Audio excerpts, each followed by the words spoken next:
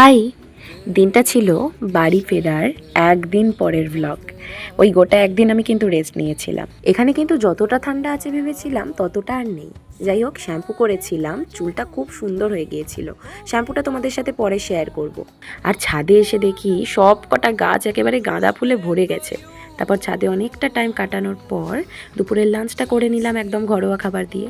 তারপর দেখলাম এই অর্ডারটা দিদিভাই দিয়েছিল, সেই অর্ডারটা এসে গেছে, একটা হেয়ার মাস্ক। তারপর সন্ধেবেলায় পাড়ায় একটা ছোটোখাটো পিকনিক ছিল, খিচুড়ি, আলুর দম, বেগুন ভাজা। সবাই মিলে খিচুড়িটা করার সময় কিন্তু দারুণ মজা হয়েছে। সব মশলা সবাই একসাথে দিয়ে দিচ্ছিল।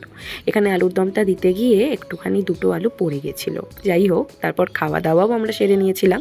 কিন্তু খিচুড়িটা দুর্দান্ত হয়েছিল, সত্যি বলতে কি এত ভালো হয়েছিল। আমি খিচুড়ি খুব একটা ভালো খাই না, বাট আজকে খুব খুব ভালো লেগেছিল খেতে। আজকের এই ব্লগটা কেমন লাগলো জানিও। টাটা।